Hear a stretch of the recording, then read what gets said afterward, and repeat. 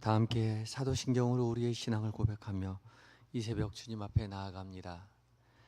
나는 전능하신 아버지 하나님 천지의 창조주를 믿습니다. 나는 그의 유일하신 아들 우리 주 예수 그리스도를 믿습니다. 그는 성령으로 잉태되어 동정녀 마리아에게서 나시고 본디오 빌라도에게 고난을 받아 십자가에 못 박혀 죽으시고 장사된 지 사흘 만에 죽은 자 가운데서 다시 살아나셨으며 하늘에 오르시어 전능하신 아버지 하나님 우편에 앉아 계시다가 거기로부터 살아있는 자와 죽은 자를 심판하러 오십니다. 나는 성령을 믿으며 거룩한 공교회와 성도의 교제와 죄를 용서받는 것과 몸의 부활과 영생을 믿습니다. 아멘. 함께 찬송가 484장으로 주님을 찬양합니다.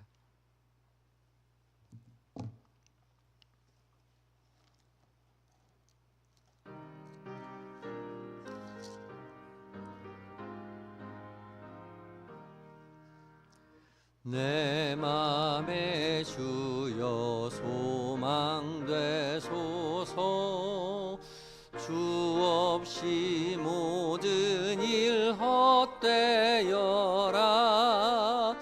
밤에나 낮에나 주님 생각, 잘 때나 깰 때 함께 하소서. 지혜의 주여 말씀으로서 언제나 내 안에 계십소서. 주는 내 아버지 나는 아들, 주 안에 내가 늘 함께하네.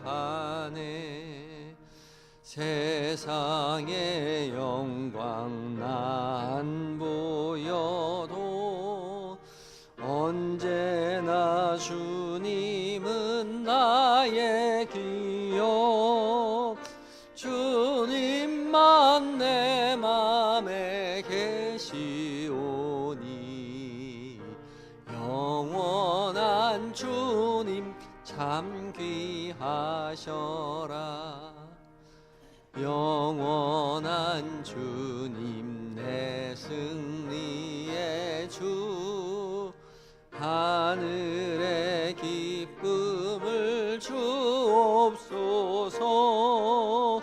어떠한 고난이 닥쳐와도 만유의 주여 소망되소서.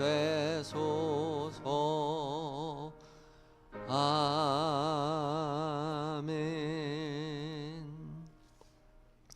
기도하시겠습니다. 사랑으로 우리를 돌보시는 은혜의 주 여호와 하나님, 지난 간밤에도 주의 돌보신 가운데 우리 모두를 평안히 쉬게 하시고 새로운 한 날 깨워 주의 사랑 안에 살게 하여 주시니 감사합니다. 주께서 사랑하시는 주의 백성들이 주의 말씀 듣고저 주의 성전에 모였사오니 주님 이 시간 말씀하여 주시옵소서.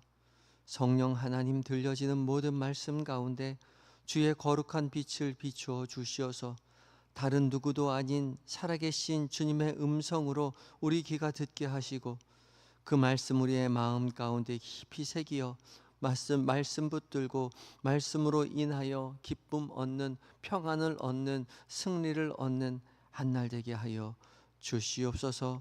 우리를 사랑으로 인도하시는 예수님의 거룩하신 이름으로 기도드립니다. 아멘. 함께 묵상할 하나님의 말씀은 누가복음 2장 41절로 52절까지의 말씀입니다. 신약성경 91쪽에 있습니다. 2장 41절로 52절까지의 말씀을 한 절씩 교독하시고 마지막 절 함께 봉독합니다. 제가 먼저 읽습니다. 그의 부모가 해마다 유월절이 되면 예루살렘으로 가더니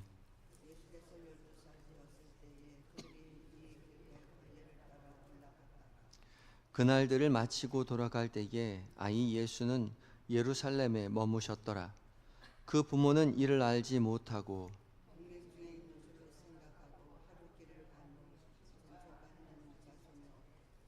만나지 못함에 찾으면서 예루살렘에 돌아갔더니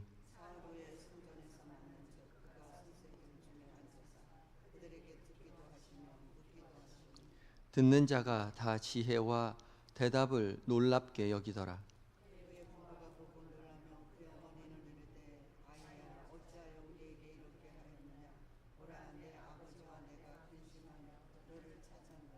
예수께서 이르시되 어찌하여 나를 찾으셨나이까? 내가 내 아버지 집에 있어야 될 줄을 알지 못하셨나이까 하시니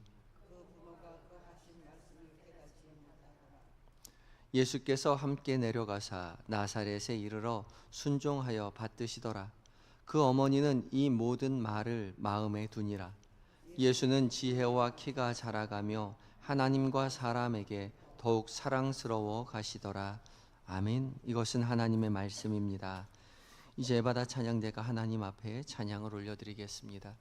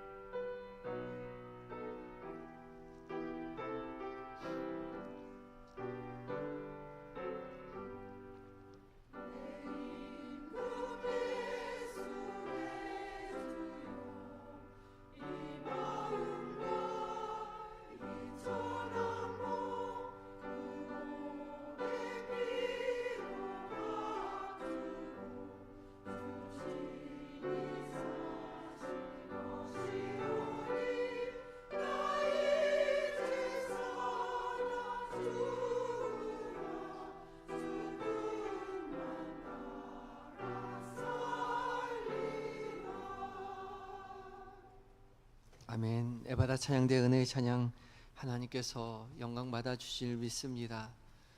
주님만 믿고 의지하며 살겠노라는 그 섬기겠노라는 그 다짐, 그 고백을 주님께서 기쁘게 받으셨을 줄 믿습니다. 귀한 은혜의 찬양 감사합니다. 오늘 이 새벽 주께서 우리를 깨우셔서 말씀 앞에 서게 하셨습니다. 부르신 분이 주님이시니 주께서 우리에게 약속하신 모든 음성으로 듣게 하실 줄 믿습니다.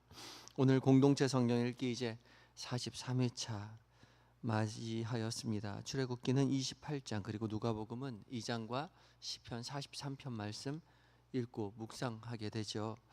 오늘 읽게 되는 이제 누가복음 2장 말씀은 예수님의 탄생하심 그리고 예수님의 어린 시절을 특별히 기록하고 있습니다. 41절부터 52절까지 기록된 예수님의 어린 시절 일화가 있는데 이 예수님의 어린 시절 일화는 이 성경에 기록된 예수님의 유일한 어린 시절이지요. 왜 누가는 이 어린 시절을 기록하고 있었을까? 많은 학자들은 당시에 있었던 이단의 사람들이 예수님이 진짜로 오신 것이 아니다, 가짜로 온 척만한 것이다, 영혼이 왔고 육체로 오시진 않았다라고 말하는 가현설을 주장했기 때문에 그 가현설을 반박하고자 예수님이 진짜로 육체를 가지고 이 땅으로 오셨고 어린아이의 시절을 그대로 지내셨노라고 입증하기 위해서 그 어린아이의 시절의 일화를 적어 놓았다, 그렇게 말합니다. 그럴 거면 다 적어 놓지 왜 다 안 적어 놨어요? 이 하나만 있습니까? 라고 말하시는 분이 또 계시지요. 성경은 역사책이 아닙니다. 예수님께서 탄생하셔서 어떻게 자라셨는지, 어떻게 누구에게 자라고 어떤 삶을 사셨는지에 대해서 기록하고자 했던 것이 아니라 예수님께서 전하셨던 복음의 말씀, 하나님의 나라의 말씀을 기록한 책이죠. 그렇기 때문에 이 복음서는 특별히 예수님의 전하셨던 그 행적들, 그리고 그 말씀들을 중심으로 기반으로 전하고 있죠. 그래서 예수님의 어린 이야기들, 어린 시절의 이야기들을 다 적어 놓지는 않았습니다. 그 중에 이제 유일하게 기록된 것이 오늘의 일화인데요. 예수님께서 12살 때가 되었을 때에 이제 부모님을 따라서 유월절을 지키러 예루살렘으로 올라갔다가 예수님을 잃어버린 사건입니다. 41절에 기록하기를 예수님의 부모는 해마다 유월절이 되면 예루살렘으로 올라갔다라고 시작하죠. 이스라엘 남자들은 1년에 3차례 예루살렘 성전으로 올라가서 하나님 앞에 배워야 하는 율법이 있었습니다. 그렇지만 누구나 다 그렇게 할 수 있었던 건 아닙니다. 특별히 멀리 살고 있으면 1년에 3차례 예루살렘에 올라온다는 것은 쉽지 않은 일이죠. 더군다나 이제 남유다가 멸망하고 나서 이스라엘 사람들은 1년에 한 차례가 아니라 10년에 한 차례 가기도 힘들어졌습니다. 왜냐하면 바벨론의 포로로 갔기 때문이죠. 나라가 멸망하였고 그 다음에 예루살렘 성전이 회파되었기 때문에 성전에 찾아가고 싶어도 성전이 없었습니다. 갈 수가 없었죠. 그러다가 이제 이스라엘이 다시금 예루살렘을 회복하고 이제 스룹바벨 성전을 짓고 난 이후에 다시금 성전 중심의 신앙을 회복하고자 했습니다. 그러나 예루살렘 성전은 그렇게 쉽게 회복되지 못하였죠. 성전 중심의 신앙생활이 약해지고 회당 중심의 신앙생활이 시작됩니다. 그래서 1년에 한 차례 오는 것도 힘들어지죠. 회당 중심으로 신앙생활을 합니다. 그런데 예수님의 부모님은 1년에 한 차례 꼬박 예루살렘으로 올라오셨습니다. 그만큼 깊은 신앙을 가지고 계셨던 것이죠. 42절에 예수님께서는 이제 12살이 되었을 때에 부모님을 따라 예루살렘으로 올라갑니다. 12살이면 아직 성인이 되기 전입니다. 이스라엘 남자들은 13세가 되면 바르 미츠바라고 해서 율법의 아들이라는 성인식을 거행하게 됩니다. 13세가 되어야 성인이 되는데 예수님은 아직 12세입니다. 성인이 되기 전이죠. 부모님을 따라 유월절을 지키기 위해서 예수님께서 예루살렘을 찾아갑니다. 잘 절기를 마치고 돌아갈 때에 아이 예수는 이제 부모님과 함께 돌아가지 않고 예루살렘에 머물러 계시지요. 그런데 그 사실을 부모님들이 알지 못했던 겁니다. 그러고 나서 하룻길을 더 가지요. 동행 중에 있는 줄 착각하고 하룻길을 더 간 다음에 아이가 보이지 않자 친족 중에서, 아는 사람들 중에서 예수님을 찾아보지만 예수님을 찾지 못합니다. 아니, 어떻게 그런 일이 있을까?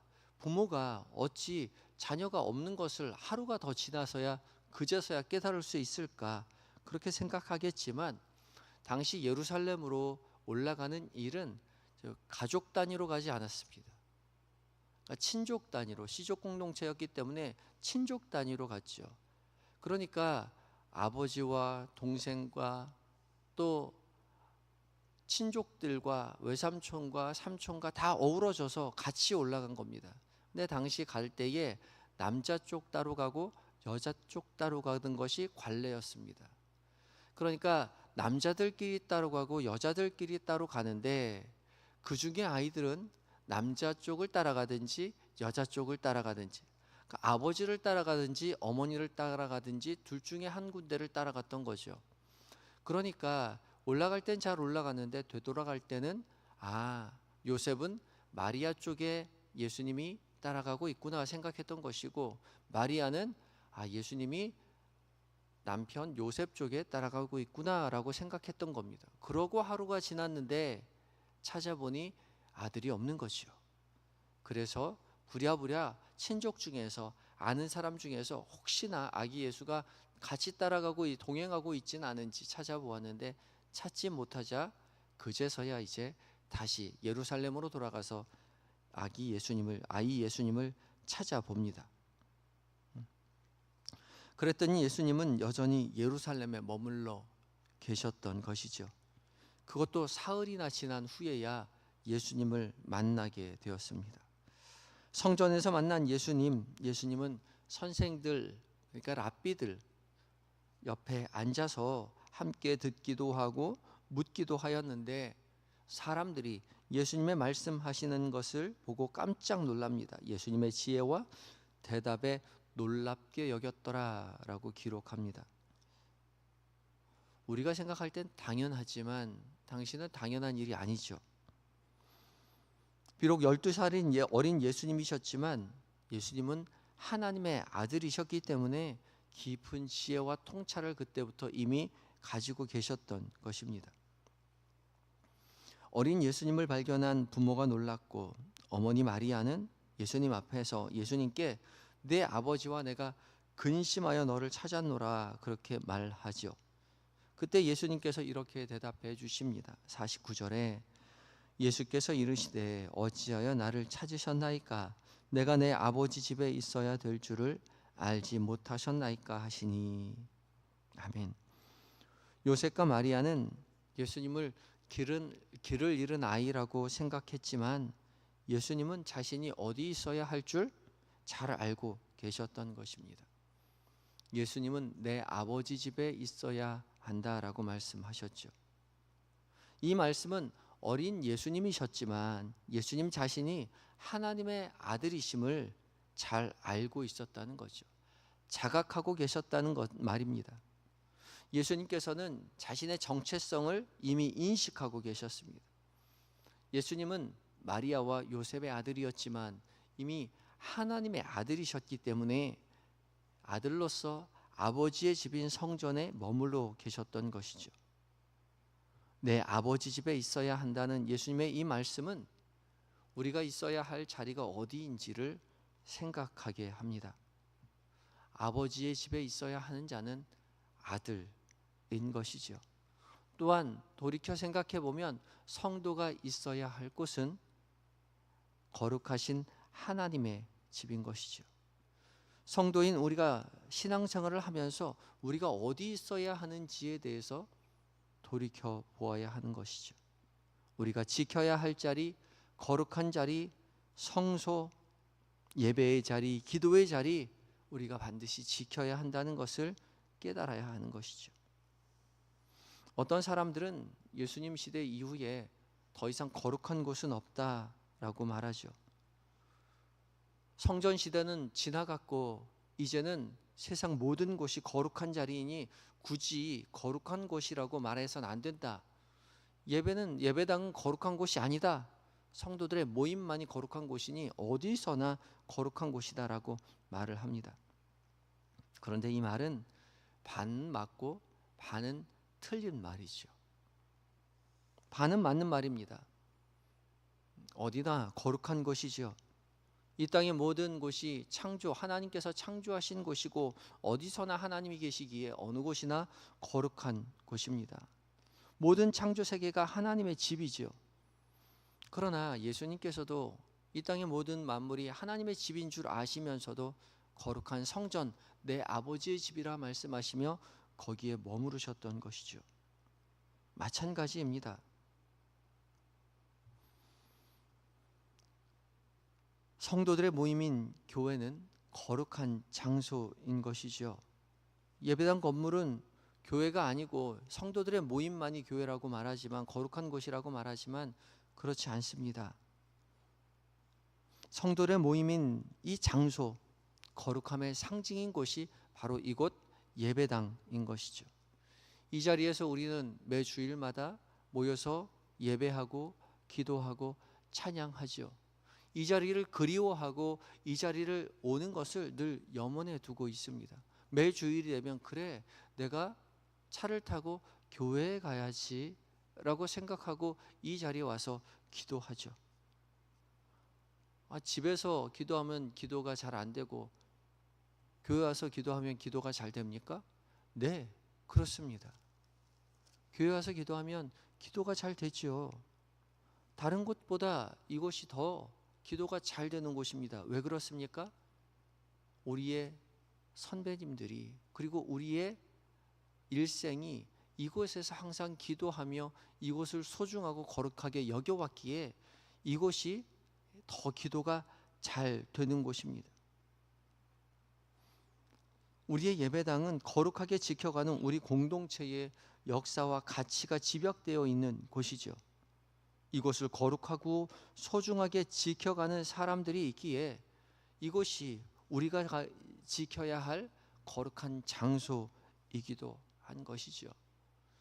어제도 신방을 갔는데 오랫동안 교회에 못 나오셨던 성도님께서 교회에 가야 되는데 제가 가지 못해서 너무 죄송합니다.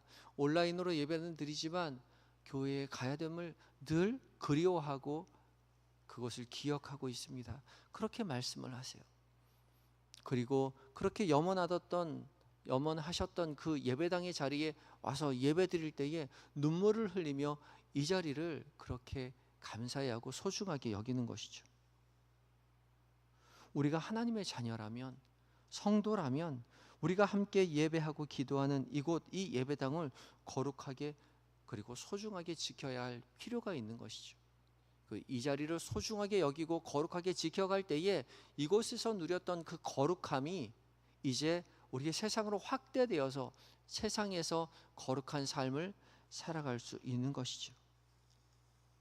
그래, 내가 주일에 교회 가서 예배드려야지, 새벽에 교회 가서 기도해야지, 그 마음, 그 노력을 주께서 기뻐하시고 받아주시고 약속하신 모든 것으로 이 자리에서 부어주신다는 사실을 우리는 늘 기억하고 기대하며 이 자리를 지켜가야 하는 것이죠. 어린 예수님께서 자신이 하나님의 아들이심을 아시고 성전에 오르셔서 성전에 머무르시기를 기뻐하셨던 것처럼 우리도 성도로서, 하나님의 자녀로서 이곳 이 거룩한 예배당을 더욱더 소중하게 지키기를 노력하고 이곳을 거룩하게 소중하게 지켜내고 이곳에서 예배하고 찬양하고 기도하면서 받은 그 은혜 가지고 세상에 나아가 거룩한 삶을 살아내는 그 은혜의 삶을 살아내시던 저와 여러분들이 되시기를 예수 그리스도의 이름으로 축복합니다. 함께 기도하시겠습니다. 기도할 때에 우리도 예수님처럼 성도로서 하나님의 자녀로서의 정체성을 늘 기억하는 우리가 되게 해주시고 하나님의 자녀답게 거룩하여 세상과 구별된 한 날을 살아가게 해달라고 기도하시고 이곳 우리 한영교회 예배당을 더욱 거룩하고 소중하게 세워주셔서 이곳에서 우리가 함께 예배하고 찬양하고 기도할 때에 우리가 변화된 모든 성도들이 살아계신 하나님의 은혜로 말미암아 세상을 변화시키는 삶 살게 해달라고 기도하며 나아갑니다. 함께 기도하겠습니다.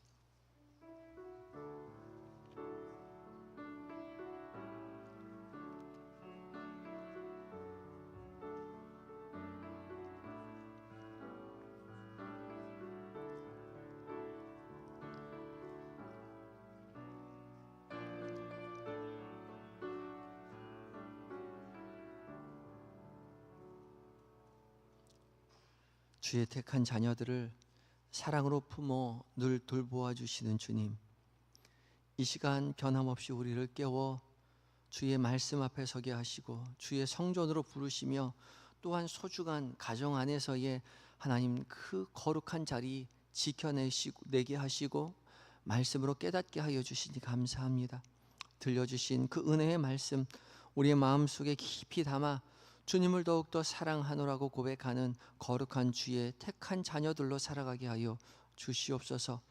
무엇보다 하나님의 자녀로서의 정체성을 잊지 않고 늘 기억하는 우리가 되게 하여 주시옵시고, 주의 택한 자녀들답게 세상에서 거룩하게 구별되게 살아갈 수 있도록 주님 우리를 덧입혀 성령으로 덧입혀 주시옵소서. 이곳 한영교회 예배당에 함께 모여 예배하게 하신 하나님, 우리가 한영의 공동체의 일원으로서 이곳 예배당을 더욱더 거룩하고 소중하게 지켜가게 하여 주시옵시고, 이곳에 모여 예배하고 찬양하고 기도하는 모든 성도들이 이곳에서 살아계신 주님을 만나고 그 은혜에 힘입어 세상 한복판에서 살아계신 주님을 증언하는 은혜의 삶 살게 하여 주시옵소서. 오늘 하루를 살아갈 때 오늘 한날을 주님 앞에 모두 의탁드립니다.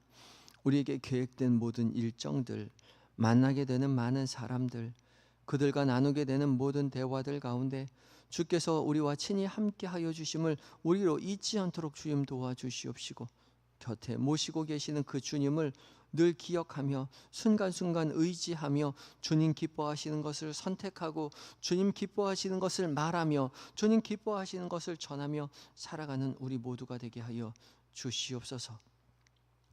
자비로우신 주님, 이 시간 잠들어 있는 우리의 가족들을 위하여 기도합니다.